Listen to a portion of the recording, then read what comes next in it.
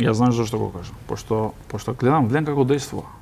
Како сега да не кажам како една политичка партија, бидејќи веќе таму Не, уште не се една. Да, веќе се знае официализира, дека се официализира, таму изед меѓути веќе почна да ја игра улогата како председател на партијата. Но таа коалиција некако не може да се снајде. Немаат добар пиар, не знаат да се бранат, дуи ги нападнуваат цело време во тие теми кои се за мене демоде буквално, и тие дуи ги имат научени клиентелистите дека политичката партија е таа што те вработува. Они мислат дека се агенција за вработување како политичка партија и во цело време ги напаѓаат овие од вреди дека вие не може да вработувате. И тие ги објавуваат тие огласи кои ги исполнува условите си влегот на работа, кои сега не можеме ние да ги увезуваме луѓето, да ги ставиме под секоја цена да ги вработуваме. Значи, но и кон тоа се стреми овој општество, претпоставувам кон мерито општество. Ние сме за меритокрација. И на крај на краишта ние сме во патот кон влезот на Европска унија. Партизацијата треба да влезе и што грешката што ја прават овие и кога вработуваат некој па после се обидат на дуи тоа да му докажуваат со бројки 10-0. Бројките не значат ништо. Ме разбираш? Да, ова се поразителни информации. Овие се не поразителни информации, туку се толку ниски. Замислете, ова влада моментално работи многу добро. Знаете зошто? Јас имам комуникации со сите политички партии. Пошто имам другари, цел живот сум имал комуникации с луѓе, и тие од опозицијата се свесни дека владата многу работи. Мене ми признават. Значи, кога пијам кафе, комуницирам со нив, дебатирам, кај многу работи. Тоа што го направиле 7 години, пример, се прави за една година. Ова до Светинал се направи сега. Ако го пуштат автопатот, пример, 40 километри, тие се многу важни. Важно. Додека ти 7 години 1 километар не си направи. Сега ние го поставме, но сепак не сте го реализирали 7 години, не една година. Почна и автопатот кон Блаце, кој што беше основна врска кон Косово. Дали можете да замислите да не знаете да проектирате пат и да го направите 4 до 5 пати поскап со тоа што претходно би направиле експроприација на имоти кои веќе се купени од функционери на ДУИ? Поголема афера нема. Па тие си знаеле точно, само сакале да ја цетат трасата за да знаат каде треба точно да профитираат. Да, ама тоа е од моите и од вашите пари. Тоа не е од парите донесени од некој друг. Па затоа не им односно владата не им дозвола да се врдат тако власт. Така што, но веројатно некои од проценките се дека имаат добри шанси и тие прилично се уверени. Ахмети постојано излегува, па и првите луѓе на ДУИ барат предвремени парламентарни избори, се прилично уверени дека ќе ги освојат. Друго прашање е дека Мицкоски и ВМРО-ДПМН децидно кажа, например, ако секако дека не би коалицирале со нив, меѓутоа гласот на граѓаните сега ќе биде многу фактори се многу важно. Многу е важно, пример, сега Ахмети на кого ќе му даде општини. Пример, бидејќи таму веќе се, ајде не кажам, 10 политички партии. Сега, на една страна е Арбен Таравари, од другата страна е Зијадин Селен. Арбен Таравари, колку што Таравари им брифира на луѓето внатре у партијата, треба да излеземе во опозиција, бидејќи Ахмети им ветел 6 општини. Ќе видиме дали му ветел 6 општини. Според моите информации 4. Да. На крај може да испадне и 2. И 2.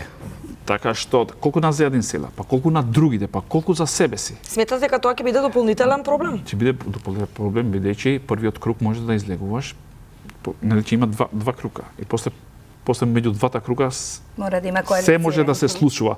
Замислите, овие политички партии од 2017 до 2025 година, значи за неполни 8 години, јас, да ти кажам, помалце сум бил од бит пазар, да пазарувам, отколку овие што влезело влада излегувала.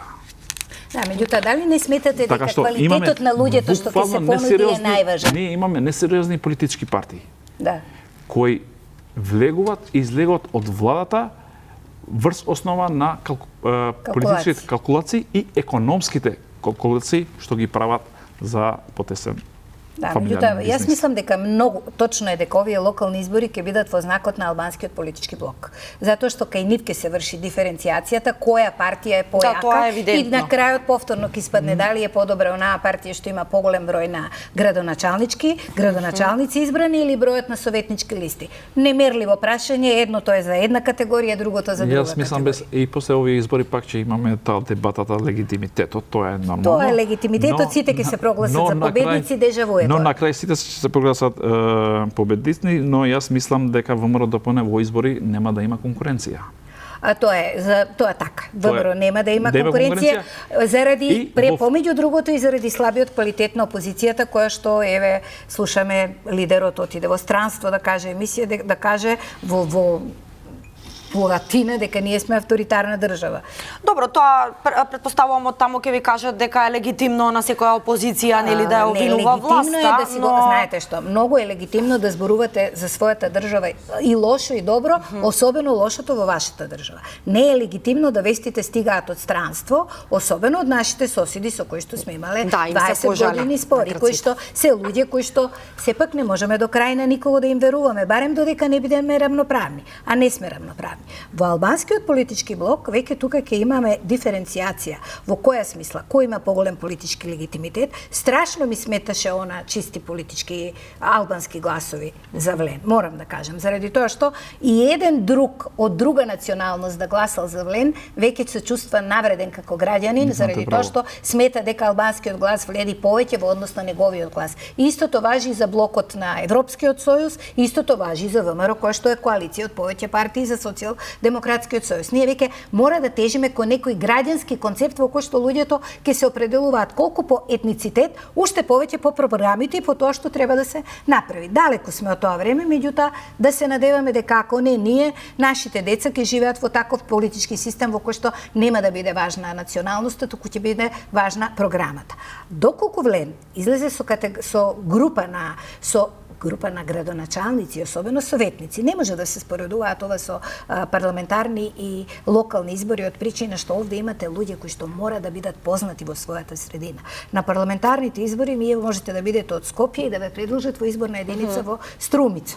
И веројатно ќе ви изгласаат, зависи од тоа ако продолжи со овој систем колку е јака политичката партија. Меѓутоа на локалните избори тоа се луѓе кои што мора да бидат ваши комшии, соговорници, блиски, пријатели, и вие решавате комунални проблеми. Настрана што имаме строго централизирана локална власт, која треба да биде максимално децентрализирана и која што навистина тогаш ќе ги реши проблемите на самите граѓани. Меѓутоа, квалитетот на луѓето кои што ќе се покажат, и сега тоа го гледаме помеѓу другото и во Скопје. Ако тоа се квалитетни луѓе, кои што се докажани во својата работа, не мора да бира политичка работа. Ако имате човек кој што веќе е оформен во својата работа, има резултати, особено во делот на приватниот сектор, ке кажам. Оти не може секој да се бави со приватен сектор, а да не знае да работи. Добро, еве гледаме дека иако на пример се уште нема, да кажеме, официјално еве од ДУИ, од Влен споменавме, меѓутоа во тој прв круг, таа прва фаза, конкретно ВМРО-ДПМНЕ што ги објавија, од 25 лица тоа што ги објавија, 22 малтене и од државите, тоест се извинувам, општините низ државата и од скопските општини се истите од претходно што беа кандидати за градоначалници.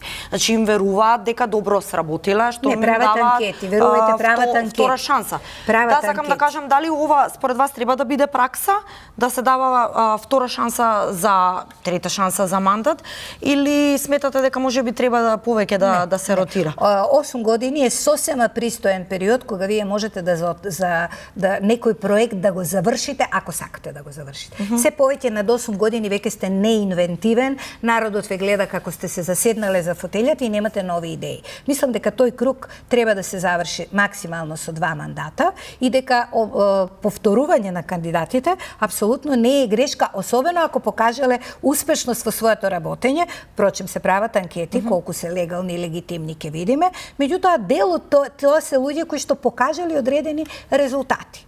Така да не гледам причина тимот кој што победува тешко се менува. Меѓутоа 8 години по мене е максимален рок. Дека треба да има и законски измени во кој што третиот мандат би бил невозможен. Зашто не можете 12 години вие да бидете прво вечни, второ да бидете стално инвентивни и трето да имате истата енергија. Ке клапнете едноставно. Добро, еве Фатмир Дехари во Кичево на примерот Дуи повторно се споменува. Сакав да ве прашам во тој контекст, бидејќи подобро ги познавате состојбите во албанскиот блок, каде ќе се води најжешката битка? Се споменуваат Струга, Кичево, Тетово, Гостивар, Чаир, исто така? Куманово, Чаир.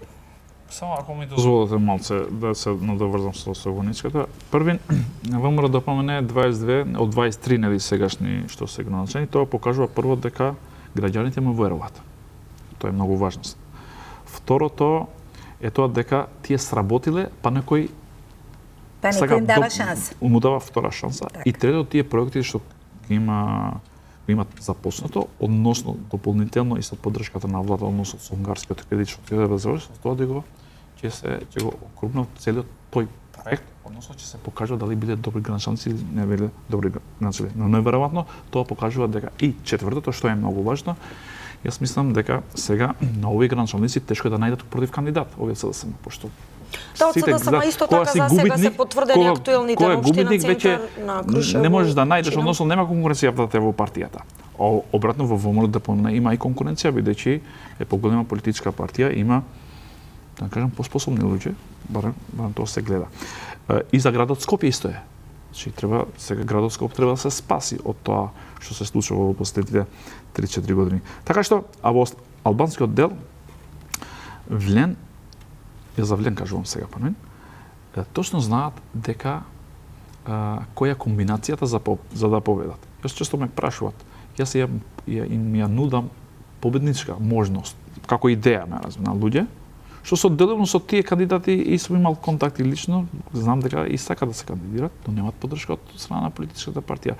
Бидејќи концептот на тој е многу страшен проблем во Влен, односно во Вреди, е тоа дека фамилиарниот бизнис таму повеќе царува внатре во таа политика. Истите луѓе сакат пак да ги што се во власт, односно што се министри актуелни или се поврзани директно братуче внук со председател на партија да ги стават и како кандидат за граначалници. Битката ќе биде тешка во сите општини. Ако Дуи иде заедно со другите политички партии, тогаш битката ќе биде многу тешка за Влен. Сакате да кажете дека ќе има известна изборна битка во албанскиот блок? Да, бидејќи минатата година сум бил приличен точно на моите анализи, дури сум погодил точно колку пратеници ќе земат, така што и за општините точно не знам сега како ќе се движат работите, но ако ВМРО ДПМН не се меша да ги помогне на Влен, јас мислам дека Дуи ќе ги декласира на избори. Не може да не се меша, нема да се меша, се разбира во кадровската политика, меѓутоа ќе има поддршка. Мислам да ги помогне. Не може затоа што се во коалиција во вториот круг. Бидејќи овие од Вреди некако не може да се најдат во владата, односно не знаат да прават доволен пиар, а во Дуи имат доволни треба да научат веќе година дена. Да не кажувам манипуланти кои еве вчера пример денеска го следам Бујар Османи изјавите. Христијан Мицковски каже, односно изјави дека Бујар Османи точно знаеше што проговара и преговараше во име на Македонија, на народот, односно целта му беше на македонскиот народ, он го менја и кажува за државата. Значи, тоа треба да се прави разлика. Значи, односно, тие знаат да манипулираат, да играат со зборови и така да ги воодушеват клиентелистите што ги. Но колку е опасна воопшто реторика?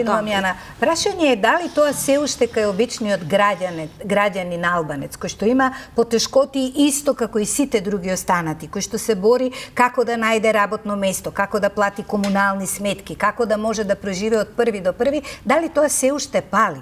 Мислам дека многу ги подценуваме луѓето, дека луѓето кои што не се вклучени во партиите, луѓето кои што живеат од први до први, луѓето кои што сваќаат дека само членската книшка води кон вработување, тоа го враќа на власт дуи.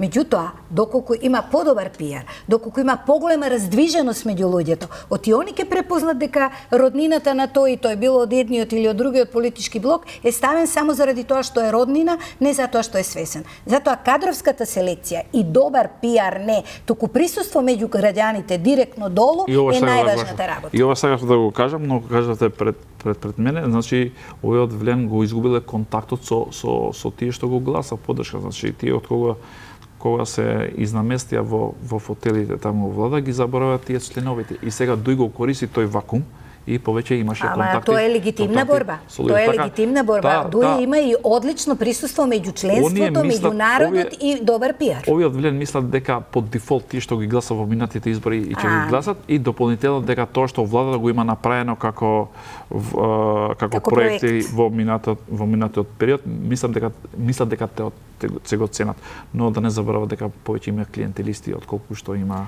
Да, меѓутоа присуството и јаката ангажираност ќе ги чини власт. Бидејќи младите претежно имат избегано од државата, односно отишле во странство да работат, и младината, ако правиме едно истражување, целата младина сака да излегува надвор од државата, овие не успеват, барем таа младина, тој таргет на младина кој е свежа крв, кој може да им помогне на изборите, да може да му дават сила навле. Јас мислам дека вака како продолжуват, не знам што ќе се случи за 4 месеци се долги, но генерално, пошто знаете зашто, проблемот е што ние генерално треба да ги оценуваме политиките. Пример, покачувањето на пензиите 5000 денар не се малце за пензионерите.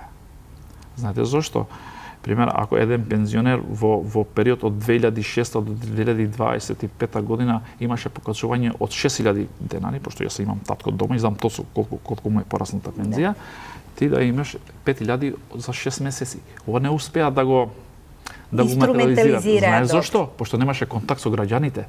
Тие излегува на пресконференција во влада и толку.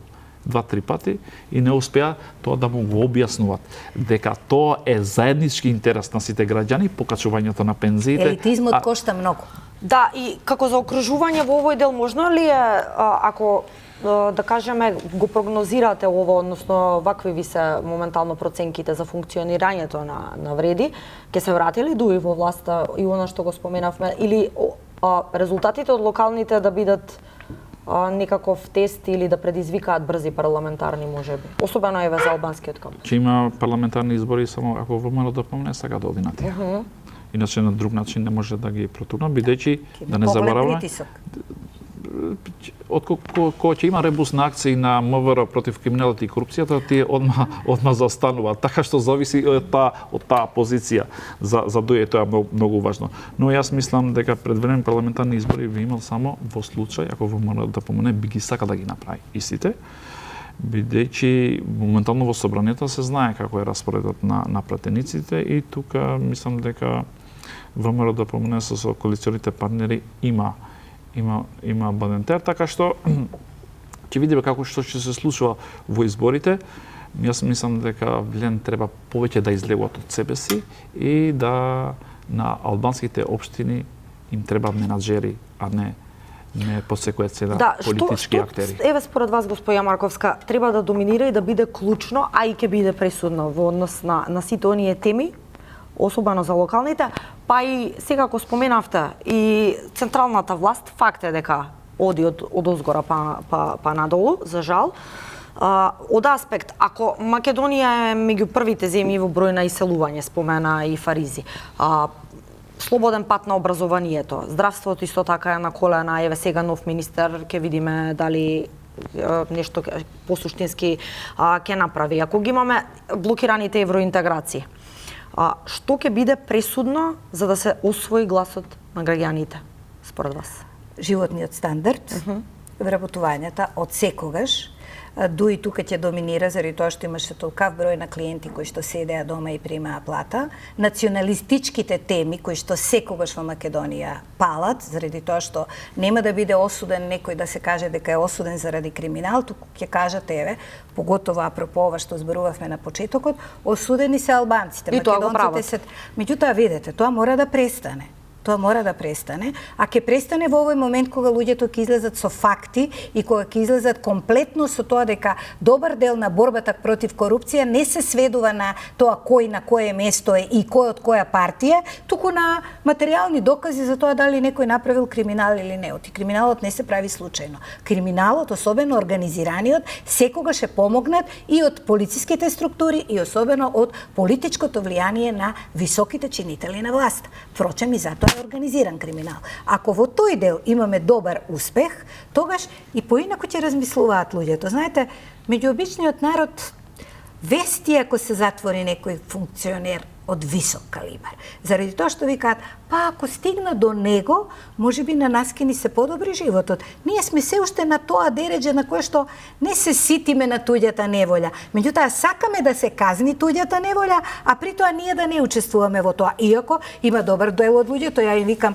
за корупцијата во здравството, не се виновни докторите, виновни се и пациентите кои што викаат, тука ќе завршам побрзо работа, па ќе му дадам пари на докторот. Во приватното за нешто поскапо нема да му дадам пари, ама таму сте господин, а овде сте човек кој што зависи од волјата на тој што сте го корумпирале вие. Така да тоа е затворен круг. Мислам дека, за жал, се уште ќе превладуваат националистички теми, ќе превладува економијата и ќе превладува квалитетот на граѓаните кој што може да направи и бројот на понудени проекти. Тоа е основно. Колку е реализирано од предходните, колку ќе се реализира и да не ги подценуваме граѓаните дека се глупави. Многу е важно излезноста да биде висока. Оти за еден човек кој што е на листа, совршено е исто дали он победил со минимално гласови или на една висока и масовна излезност, он има +1. Тоа ги прави, повеќе пати сум зборувала на таа тема, изборите легитимни и легални. Едно е да имате легални избори, друго е да имате легитимни, кога поголемиот дел од луѓето ќе излезат, па вие ќе се чувствувате ослободен да ја работите работата за која што сте платен. И едно морам да кажем, до сега не сум го кажала, не ми се допаѓа ако владата, така барем зборуваат, има селективен пристап во делот на делењето на унгарските пари.